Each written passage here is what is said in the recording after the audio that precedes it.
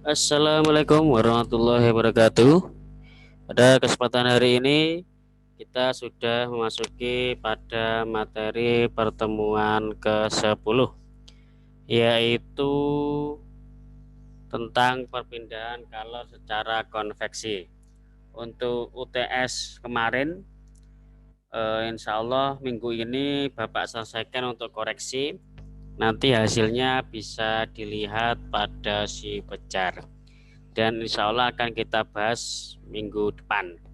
Minggu ini kita lanjutkan materinya yaitu tentang konveksi.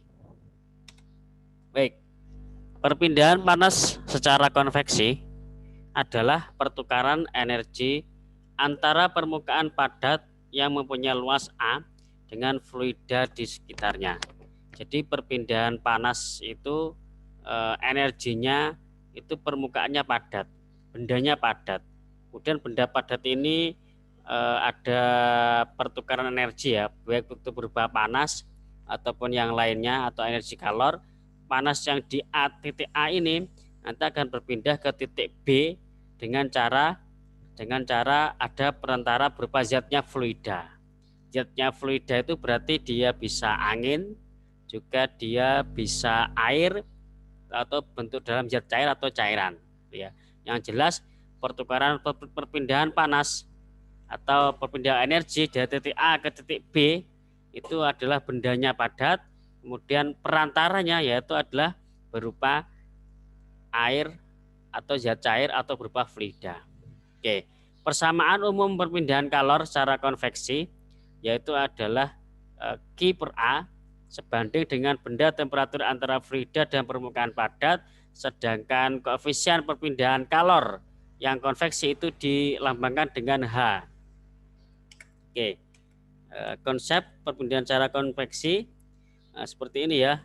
Jika benda bersuhu tinggi berada pada lingkungan fluida bersuhu rendah, pada ini benda suhunya tinggi, lingkungan rendah, maka terjadi perpindahan panas secara konveksi dari benda ke lingkungan.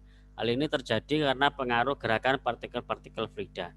Jadi ini bendanya panas, kemudian ini karena panasnya ini adalah lebih besar dari lingkungan, maka terjadi perpindahan panas. Misalkan di titik Q ini adalah panasnya 38 derajat. Kemudian suhu lingkungan adalah 36 derajat. Karena lebih tinggi dari benda, maka dia akan berpindah atau terjadi perpindahan panas secara konveksi ke sekitar ya. Oke. Jadi perpindahan panas konveksi diklasifikasikan kedua yaitu adalah konveksi bebas terjadi karena perbedaan kerapatan yang disebabkan gradien suhu seperti ini konsepnya. Terus ada konveksi paksa yaitu gerakan pencampuran karena pengaruh mekanis. Jadi ada tambahan supaya cepat berpindah itu gimana gitu ya. Itu adalah konveksi paksa. Oke.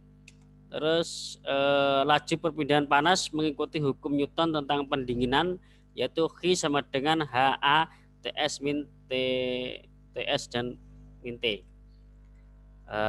TH itu adalah koefisien konveksi, TS itu suhu permukaan, T itu adalah suhu lingkungan. Sehingga koefisien perpindahan panas konveksi menggambarkan energi yang dibuang tiap satuan waktu, tiap satuan luas, dan tiap perbedaan suhu. Oke, ini secara umumnya rumusnya ya. Q per A sama dengan Q sama dengan H delta T watt meter per meter kuadrat. Watt per meter kuadrat. Kemudian contoh, pada suatu fluida mempunyai koefisien konveksi termal 0,01 kalori meter per sekon Celcius. Kemudian memiliki luas penampang aliran 10 cm kuadrat. Jika fluida tersebut mengalir pada sebuah dinding dengan suhu 100 derajat Celcius dan menuju dinding lainnya dengan suhu 50 derajat Celcius, laju kedua dinding dalam keadaan sejajar, maka berapa besar kalor yang dirambatkan?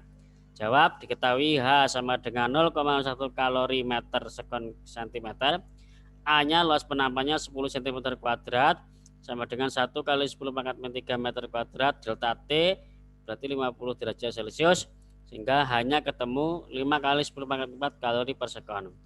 Contoh 2, Pada suatu fluida punya koefisien konveksi termal 0,01 kalori meter sekon kuadrat Celcius, kemudian mengalir luas penampakan 20 cm kuadrat. Jika fluida tersebut mengalir pada sebuah dinding dengan suhu 100 derajat Celcius dan menuju dinding lainnya dengan suhu 20 derajat Celcius, laju kedua dinding dalam keadaan sejajar, maka berapa besar kalori yang dirambatkan? Jawab, H sama dengan 0,01 kalori meter sekon kuadrat Celcius, A sama dengan 20 cm kuadrat sama dengan 2 kali 10 pangkat 3 meter kuadrat, delta T sama dengan 80 derajat Celcius, sehingga hanya ketemu 16 kali 10 pangkat 5 kalori per sekon. Baik, faktor-faktor yang mempengaruhi koefisien perpindahan panas konveksi H terdiri atas pertama sifat-sifat fluida dan kedua adalah karakter aliran fluida. Sifat-sifat fluida itu mempengaruhi nilai H adalah konduktivitas termal, K disimpulkan dengan watt per meter Kelvin, massa jenis atau Ru kilogram per meter pangkat 3, kekentalan mutlak atau mu Pascal per sekon. Nah, kekentalan mutlak ini bisa disebut dengan fluida ya, fluida kekentalan atau viskositas ya.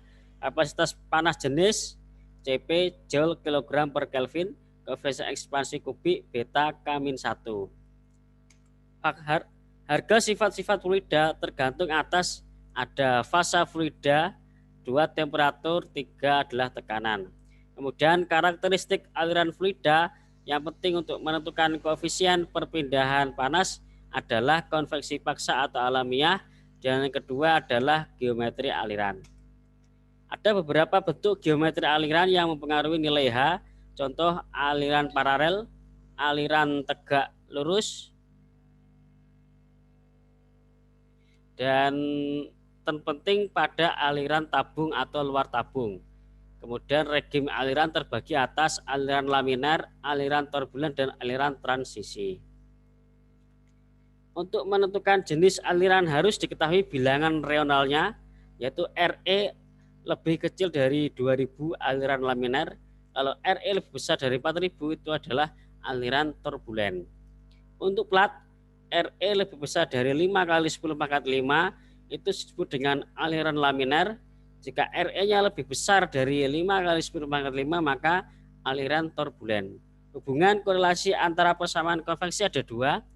Nu itu sama dengan A Re pangkat A PRB, berlaku untuk konveksi bebas, berlaku untuk konveksi paksa.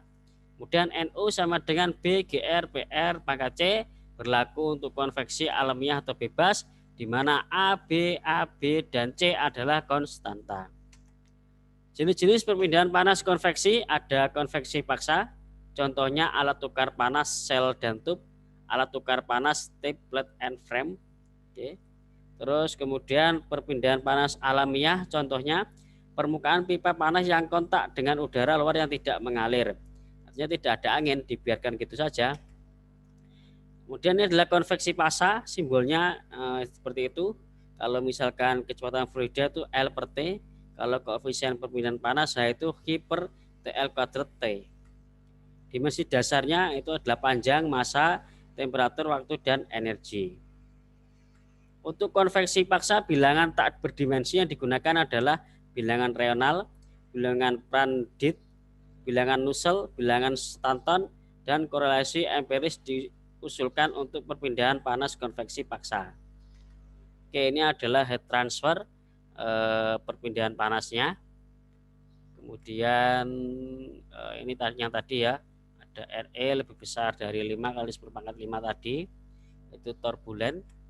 Kemudian analisis korelasi perpindahan panas pada konveksi alamiah, konveksi bebas, yaitu simbol-simbolnya. Nah, ini kita lanjut aja. Oke, contoh seperti ini. Ring Ra-nya 10 min 4 kali 10 pangkat 9. Oke, terus contoh soal konveksi bebas.